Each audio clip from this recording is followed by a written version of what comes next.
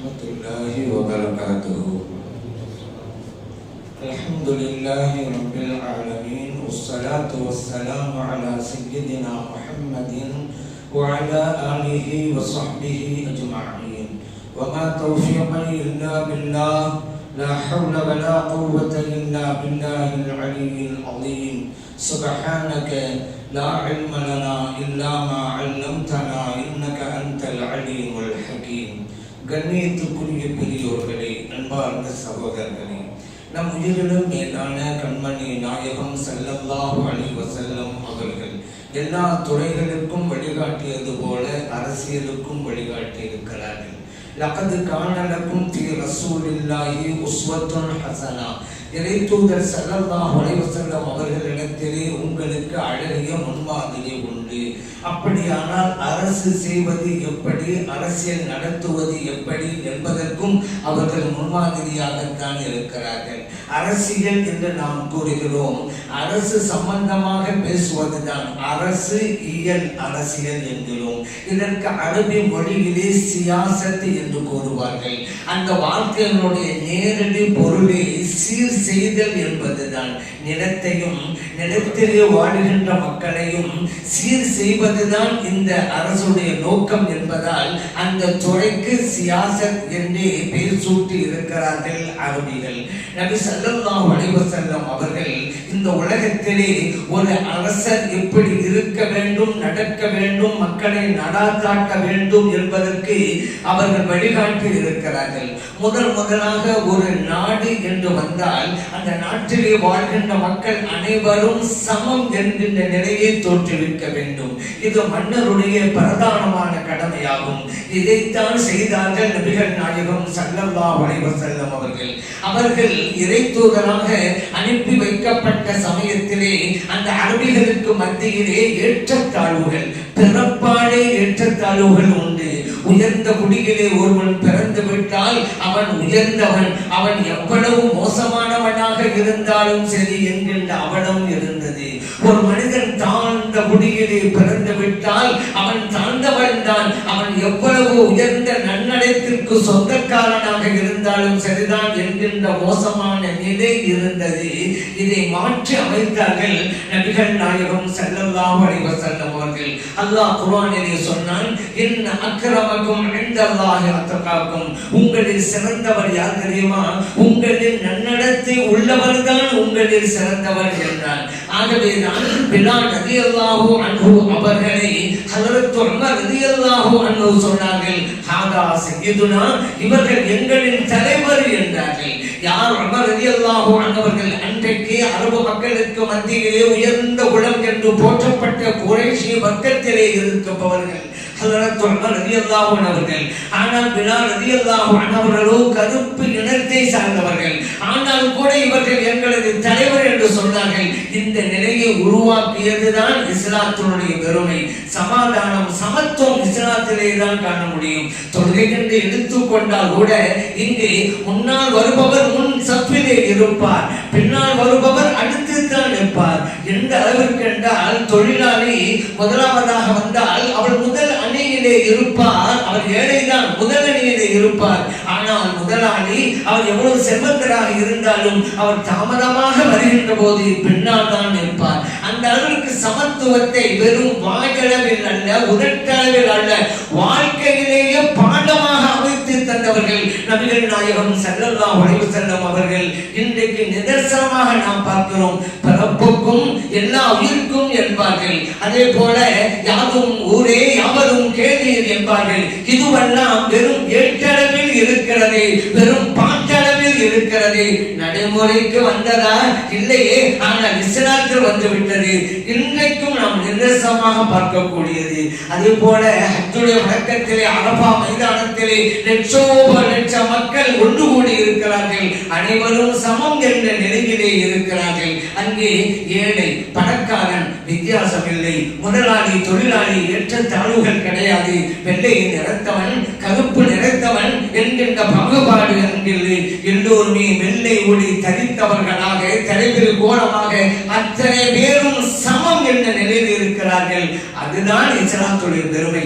இன்றைக்கு சாதி மதம் என்றெல்லாம் பேசியிருக்கிறாங்கல்ல, இஸ்லாத்துல சாதிங்கிறத பார்க்க முடியுமாங்க? கிடையாது.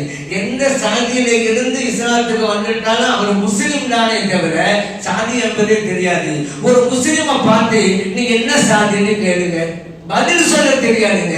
இதுதாங்க இஸ்லாத்துடைய சிறப்பு. இது பரம்பரையாக வாழையாக இருக்கக்கூடிய முஸ்லிம்களுக்கு மட்டுமில்லை, புதிதாக இஸ்லாத்திற்கு ஒருவர் வந்திருக்கிறார். அவரை பார்த்து ஒருவர் கேட்டார், நீங்கள் முஸ்லிமா? ஆமாங்க என்றாரு அவரு. அடுத்து கேட்டார், என்ன ஜாதி? சொல்ல தெரியலங்க. இதுதான் இஸ்லாத்துடைய சூழல். இந்த ஒன்றிலேயே பாஸ் மார்க் இஸ்லாத்துக்கு. மற்ற சிறப்பான பின்னால பார்த்துக்கிறேன், எந்த சாதி என்று சொல்ல தெரியாது ஒரு முஸ்லிமுக்கு. அப்படிப்பட்ட ஒரு சமாதானத்தையும் சமத்துவத்தையும் தோற்றுவித்தவர்கள் நபிகள் நாயகம் ஸல்லல்லாஹு அலைஹி வஸல்லம் அவர்கள். அவர்களுடைய ஆட்சி காலத்திலே சட்டத்திற்கு முன் அனைவரும் சமம் என்ற நிலையை தோற்றுவித்தார்கள். அப்படித்தான் மஹ்சூமியா என்கின்ற குடும்பத்தை சார்ந்த ஒரு பெண்மணி திருடி விட்டார்கள். அவருடைய கை துண்டிக்கப்பட வேண்டும் என்று நபி ஸல்லல்லாஹு அலைஹி வஸல்லம் அவர்களும் சட்டம் போட்டு விட்டார்கள். அல்லாஹ் குர்ஆன்ல சொன்னால, திருடியவர் ஆணாக இருந்தாலும் பெண்ணாக இருந்தாலும் அவருடைய கரம் துண்டிக்கப்பட வேண்டும். அல்லாஹ் சொல்லிட்டான், கை துண்டிக்கப்பட வேண்டியதுதான். மற்றவர்களுக்கெல்லாம் ஆச்சரியம், இந்த பெண்மணி உயர்ந்த குடும்பத்தை சார்ந்தவங்களா இருக்கிறாங்களே, ஏதாவது சலுகை கிடைத்தால் நல்லா இருக்குமே என்று சிபாரிசுக்கு அனுப்பி வைத்தார்கள். நபி ஸல்லல்லாஹு அலைஹி வஸல்லம் அவருடைய முகம் சிவந்து போனது. மிம்பர் படியிலே ஏறினார்கள், மக்களை அழைத்தார்கள். ஏன்னா ஒரு சில விஷயங்களை உடனுக்குடன் மக்கள் மத்தியில் சொல்லிடணும், இல்லாட்டி அது ஒரு பிரச்சனை போயிடும். ஆக ஒன்று திரட்டினார்கள். சொன்னார்கள், என் உம்மத்தினர்களே, உங்களுக்கு முன்பு வாழ்ந்த சமூகம் எதனால் அழிக்கப்பட்டது தெரியுமா? எதனால் ஒழிக்கப்பட்டது தெரியுமா? இருவுடைய தண்டனைக்கு உள்ளானது ஏன் என்று உங்களுக்கு தெரியுமா? அவர்களிலே பலம் உள்ளவன் தவறு செய்தால் விடப்பட்டான், பலவீனமானவன் தவறு செய்தால் தண்டிக்கப்பட்டான். இதனால் தான் அவர்களுக்கு இறைவனுடைய தண்டனை இறங்கியது. ஒன்றே நினைவிலே வையுங்கள், சட்டத்துக்கு முன் அனைவரும் சமம்தான். அது மட்டுமல்ல, லவ் சரகத் ஃபாத்திமா பின்த் முஹம்மத் லகதஅத் யதஹா, எனது மகள் ஃபாத்திமா ரலியல்லாஹு அன்ஹா அவர்கள் திருடினாலும் அவர்களுடைய கையும் துண்டிக்கப்பட வேண்டும் என்று நான் சட்டம் போடுவேன் என்றார்கள் கண்மணி நாயகம் ஸல்லல்லாஹு அலைஹி வஸல்லம் அவர்கள். ஒரு மன்னர் எப்படி இருக்க வேண்டும் என்பதற்கு மிகப்பெரிய எடுத்துக்காட்டு. ஆனா இன்னைக்கு எப்படி இருக்கு?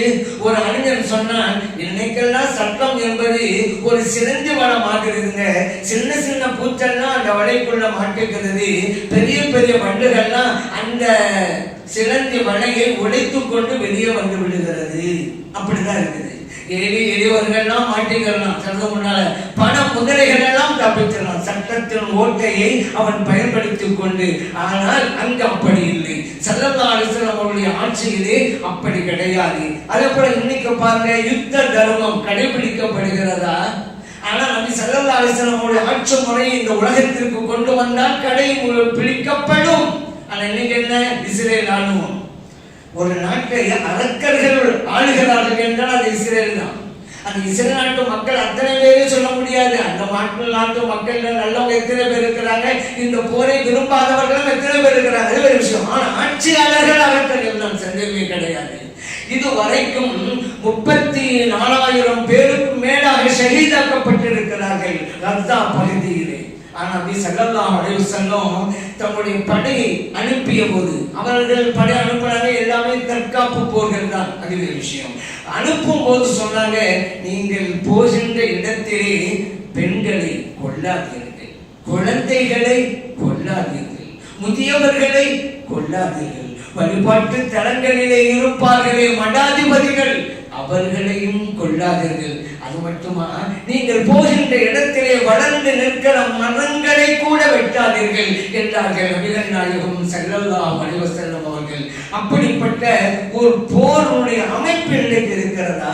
34,000 பேர் கஸா பகுதியில ஷஹீதாக்கப்பட்டாங்கல்ல, அவர்களில் பெரும்பான்மையானவர்கள் பெண்களும் குழந்தைகளும் தான். அப்படியானால் நபி ஸல்லல்லாஹு அலைஹி வஸல்லம் அவர்கள் விரும்பிய ஆட்சி முறை இந்த மண்ணுக்கு வர வேண்டும். அப்பொழுதுதான் இந்த மக்களுக்கெல்லாம் பாதுகாப்பு என்பதை நாம் உணர்ந்து கொள்கிறோம் அல்லவா? அது மட்டுமல்ல, நபி ஸல்லல்லாஹு அலைஹி வஸல்லம் அவர்கள் அரசாட்சி முறையிலே ஒன்றை உலகிற்கு எடுத்து காட்டினார்கள். ஆலோசனையின் அடிப்படையில் ஒரு மன்னர் செயல்பட வேண்டும். ஆகவேதான் அல்லாஹ் குர்ஆனில் சொன்னான், வஷாபிருஹும் ஃபில் அம்ர். நபி அவர்களே, நீங்கள் உங்கள் தோழர்களுக்கு மத்தியிலே நீங்கள் ஆலோசனை செய்து கொள்ளுங்கள். ஒரு அரசருக்கு இறைவன் சொல்லி காட்டுகிறான். ஏன் ஆலோசனை செய்யறாங்க? எப்படி நடக்கணுங்கிறத அல்லாஹ் வஹி மூலமாவே சொல்லியிருக்கலாமே. இப்ராஹிம் ஸல்லல்லாஹு கூப்பிட்டு இதை போய் சொல்லிட்டு வாங்க, இப்படி தான் நடக்கணும் போதும் இல்லை.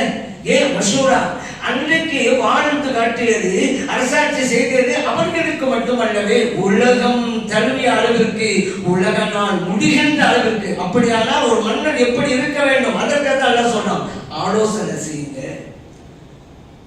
அதே அந்த பத்ர் யுத்தத்தில் கூட இங்க பார்க்கலாம். பத்ர் யுத்தத்தில் 70 எதிரிகள் காபிர்கள் சிறைப்பிடிக்கப்பட்டு விட்டார்கள் போர் கைதிகளாக. இவர்கள் என்ன செய்வது? இங்கதான் ஸல்லல்லாஹு ஆலோசனை பண்றாங்க. உமர் ரலியல்லாஹு அன்ஹு சொன்னாங்க, யா ரசூலல்லாஹ், இவர்களை கொன்றுவிட வேண்டியது நான். இவர்கள் யார்? நாம் பிறந்து வளர்ந்த சொந்த மண்ணிலிருந்தே எங்களை விரட்டி அடித்தவர்கள் அல்லவா? இவர்களை விட்டு விட்டால் நாளைக்கும் இதே கொடுமையை செய்வார்களே. அப்படி சொல்றது. அபூபக்கர் சித்திக் ரலியல்லாஹு அன்ஹு சொன்னாங்க, இல்லை யா ரசூலல்லாஹ், இவர்களை நாம் கொன்றுவிடக் கூடாது. என்னதான் இருந்தாலும் இவர்கள் நம்மவர்கள், நம் சகோதரர்கள், நம் உறவினர்கள். ஏதோ அறியாமல் செய்து விட்டார்கள், திருந்துவதற்கு வாய்ப்பு இருக்கிறது. ஆகவே பிணை தொகை வாங்கிக் கொண்டு இவர்களுக்கு நாம் விடுதலை வழங்கலாம்.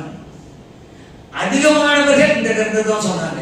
ஆகவே ஸல்லல்லாஹு அலைஹி வஸல்லம் ஆலோசனை செய்ததா இருந்தானே, ஆலோசனையில பெரும்பான்மை கருத்து எப்படி அப்படிதான் நடக்கணும். பிணை தொகை வாங்கிக் கொண்டு விடுதலை, அதுதான் சட்டம். இதுல செல்வந்தர்களாக இருந்தவங்க பிணை தொகை கொடுத்தாங்க, விடுதலை வாங்கிட்டாங்க. ஏழைகள் பிணை தொகை கொடுக்க முடியாது அல்லவா? இறை தூதர் ஸல்லல்லாஹு அலைஹி வஸல்லம் அவர்கள் நினைத்திருந்தால் அவர்களை காலமெல்லாம் அடிமைகளாக வைத்திருக்க முடியும். ஆனால் விரும்பவில்லை ஸல்லல்லாஹு அலைஹி வஸல்லம் அவர்கள்.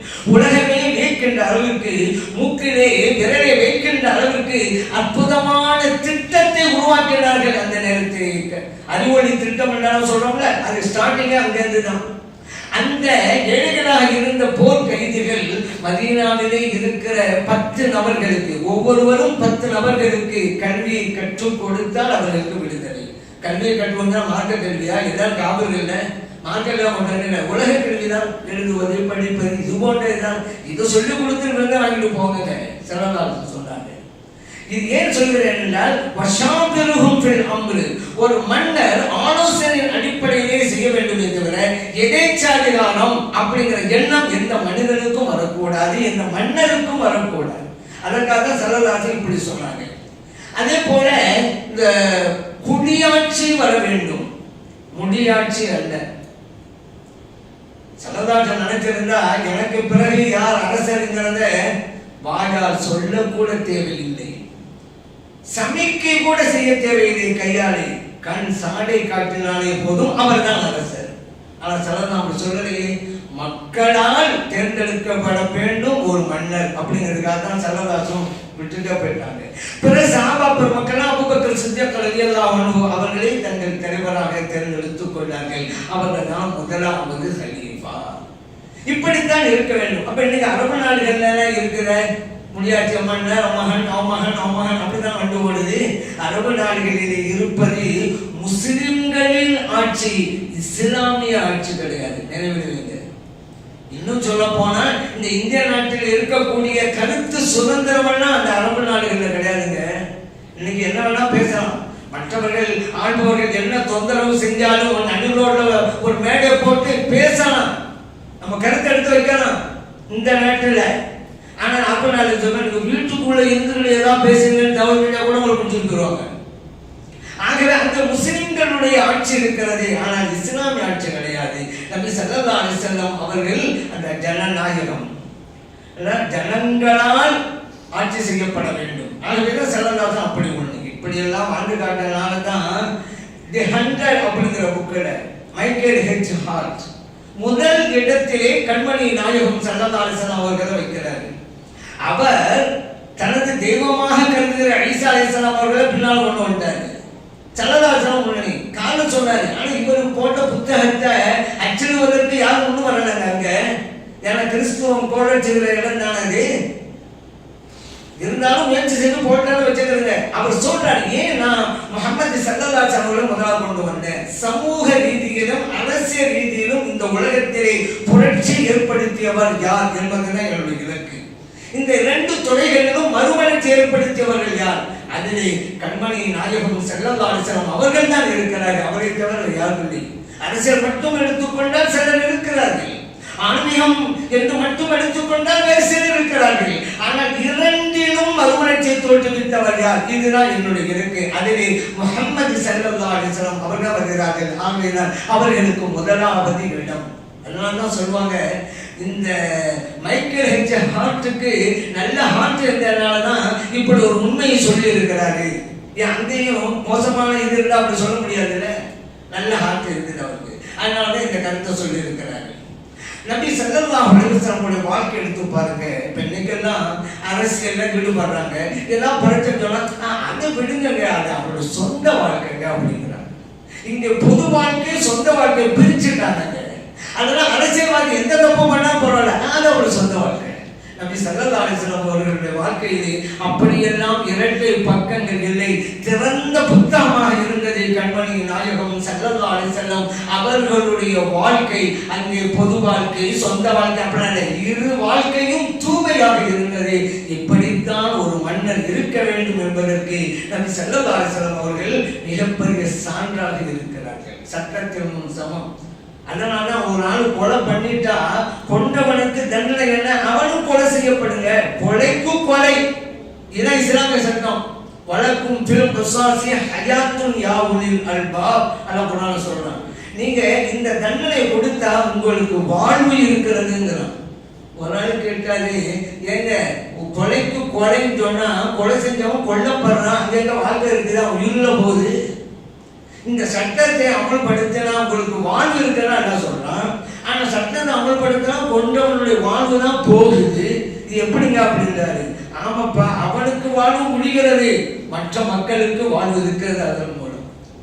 நீங்க இப்படி எல்லாம் கொலைக்கு கொலைங்க இல்லாதனால இன்னைக்கு யாரை வேண்டுமானாலும் பணத்தை கொடுத்து கொலை செய்யலாம்னு ஒரு சூழ்நிலை இருக்குது. திட்டம் போட்டுதான் நான் கொலை செஞ்சிருவோம், உங்களில் ஒரு ஆள் யாராவது சரண் அடையணும், அவன் இந்த பணம் கொடுத்து வேலை வாங்குறாங்க, அதுக்கு ஆளை தயார் பண்ணி வைக்கிறான். பணத்தை கொடுத்து கொண்டவத்தவனா இருப்பான், சரணவத்தவனா இருப்பான். அப்ப ஏன் கொலை இருக்காது? சாதாரணமாய் கூத்துல கொலை. இறைவன் சொல்கிறான், கொண்டவனை கொலை செஞ்சுட்டா உயிருக்கு உயிர், மற்ற மக்களுடைய உயிரெல்லாம் பாதுகாக்கப்படும்ல. யார் கொலை செய்ய போவான்? பணத்தை வாங்கிட்டு கூட கொலை செய்ய போனா, அந்த பணத்தை வாங்கிட்டு நம்ம கொலை செஞ்சுட்டு தெரிஞ்சாலும் நம்ம உயிருக்கு போயிருப்பாப்பா. நம்ம உயிர் இருந்தால் தானே வாழ்க்க முடியும். கிடைக்கிற பணத்தை வச்சு வாழ்றதா நம்ம உயிர் இருக்கணும்ல, ஆனா உயிர் போகும்ல. அப்ப தண்டனை கொலை குற்றத்தை குறைக்கிறது. அதைத்தான் இறைவன் சொல்லி காட்டுகிறார். ஒரு நாட்டில் இன்னைக்கு சில அரசியல்வாதிகள் என்ன சொல்லுவாங்க அப்படின்னா, ஏங்க கொலை செஞ்சவனை கொன்றதுனால என்ன லாபம்? மரண தண்டனை கூடாது என்று சொல்கின்ற அறிவு ஜீவிகள் என்று அவங்களுக்கே பேர் வச்சு கொண்டவங்க இன்னைக்கு இருக்கிறாங்க. அதுல என்ன லாபம் இருக்கு? முடிஞ்சு போச்சு, இவனுக்கு மரணம் கொடுத்தா அவன் உயிர் திரும்பியா வரப்போகுது அப்படின்னு சம்மதம்லாம் பேசுறாங்க. அவன் உயிர் திரும்ப வராதுங்க, இருக்கிற மக்கள் உயிர் பாதுகாக்கப்படுது. அதனாலதான் இதை யோசிக்கிறது இல்லை. எல்லாமே அந்தந்த நேரத்தில் தானே. இவெல்லாம் சுயநல அரசியல்வாதிகள் தானே. அரசியல்வாதிகள் அடுத்த தேர்தலை பற்றி யோசிப்பார்கள். ஆனால் ராஜதந்திரி மிக்க இந்த அரசியல்வாதிகளோ அடுத்த தலைமுறையை பற்றி யோசிப்பார்கள். நபி ஸல்லல்லாஹு அலைஹி வஸல்லம் அவர்கள் அடுத்த தலைமுறை, அடுத்த சமூகம், கியாமத் நாள் வரைக்கும் வரப்போகிற சமூகத்தை சிந்தித்து சிந்தித்து தம்முடைய அரசாட்சியை நடத்தியவர்கள் கண்மணி நாயகம் ஸல்லல்லாஹு அலைஹி வஸல்லம் அவர்கள். ஆகவே தான் இந்த அரசியல் முறை என்பது இஸ்லாத்தின் அடிப்படையாக அமைந்திருக்க வேண்டும். ஆட்சி காலத்தை எல்லாமே விரும்புறாங்க. என்ன காரணம்? நம்ம நாட்டில் இருந்த காந்திஜி கூட சொன்னாரு, ஆட்சி வரலாம் விரும்புறேன் என்று மற்றவர்கள் கூறுகிற அளவிற்கு இருந்ததென்றால் இஸ்லாமிய ஆட்சி அப்படித்தான் இருக்க வேண்டும். நபி ஸல்லல்லாஹு அலைஹி வஸல்லம் அவர்கள் எல்லா துறைகளுக்கும் வழிகாட்டியது போல இதற்கும் வழிகாட்டினார்கள், இந்த அரசியலுக்கும் வழிகாட்டினார்கள். அப்படிப்பட்ட அழகிய சூழ்நிலை இந்த உலகத்திற்கு வந்துவிட்டால் மக்கள் அனைவரும் இன்பமாக வாழ்வார்கள். அத்தகைய சூழ்நிலையை எல்லாம் வல்ல இறைவன் உருவாக்கி தந்தருவானாக. ஆமீன். அல்ஹம்துலில்லாஹி ரப்பில் ஆலமீன். يا رسول الله يا رسول الله يا حبيب الله يا حبيب الله